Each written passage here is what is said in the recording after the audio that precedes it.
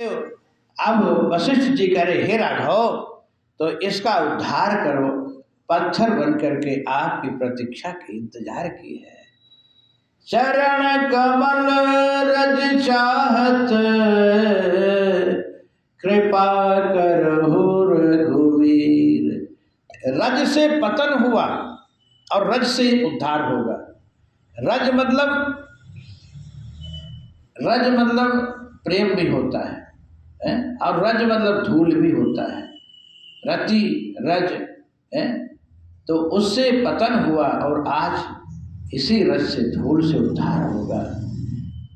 हे राघव, भगवान राम थोड़ा घबराए कि हमारा चरण स्पर्श करूं मैं तो एक मर्यादा पुरुषोत्तम राम हूं।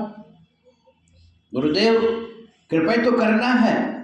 हम आंख से भी कृपा कर सकते हैं, हम हाथ से भी कृपा कर सकते हैं, केवल पैर भर से नहीं। हम थोड़ा संकुचित हो रहे हैं। एक मैं मर्यादा पुरुषोत्तम राम, दूसरा मैं क्षत्रिय वर्ण में जन्म लिया हूँ, राजकुमार हूँ, और ये ब्राह्मणी है, ऋषि पत्नी है, और स्त्री है। स्त्री एक देवी का रूप है, तो देवी का पांव पड़ना चाहिए कि देवी को पांव मारना चाहिए, पांव उछालना चाहिए। देखो मेरे प्रभु श्री राम का कोई पांव छू लेता, पांव लग जाता है, प्रभु संकुचित होते हैं कि कैसे मेरे पांव कैसे लग गया।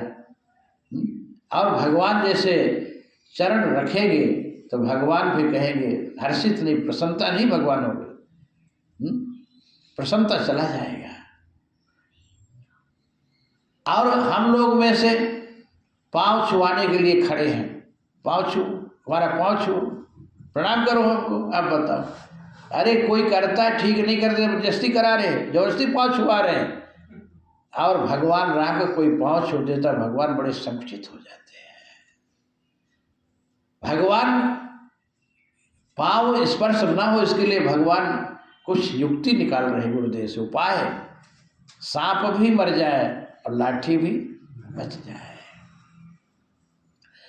भगवान कह रहे हैं कि ऋषि पत्नी ब्राह्मणी है और इसके पांव हम छुआए, अच्छी बात नहीं है, मैं आंख से उद्धार कर दूं। तो बाबा विश्वामित्र कहे, राघव आंख से जब उद्धार करने जाओगे तो अहिल्या देखेगी कि हमारा कुकृत्य राम को पता चल गया, देख लिए सब, तब डर जाएगी, उद्धार नहीं कर पाओगे। और दूसरी बात, हाथ से वो देख लेगी, आंख से देख लिए हैं, अब हाथ में राघव तुम धनुष बाण रखे हो, तो हाथ जैसे उठाओगे तो समझ जाएगी हमारा कुकृत्य देख लिया आंख से, और हाथ से दंड देने के लिए हाथ उठाए हैं, इसलिए अहिल्या डर जाएगी और अहिल्या का उद्धार नहीं हो पाएगा। इसलिए राघव चरण कमल रज चाहत, कृपा करहु रघुवीर। आपका चरण कमल रज प्राप्त चाहती है, आप अपने चरण रज से ही प्राप्त कराइए, उद्धार कराइए। भगवान के ठीक गुरुदेव, जब गुरुदेव कह रहे हैं तो फिर आनाकानी नहीं करना चाहिए। कहते हैं ना, मातु पिता गुरु के वाणी, बिनहि विचार करहि शुभ जानी। माता पिता गुरु के वाणी को ज़्यादा विचार में नहीं पढ़ना चाहिए, तुरंत कर बैठना चाहिए। लेकिन सबके लिए नहीं कहा गया, हाँ, कि सबके लिए कहा गया है।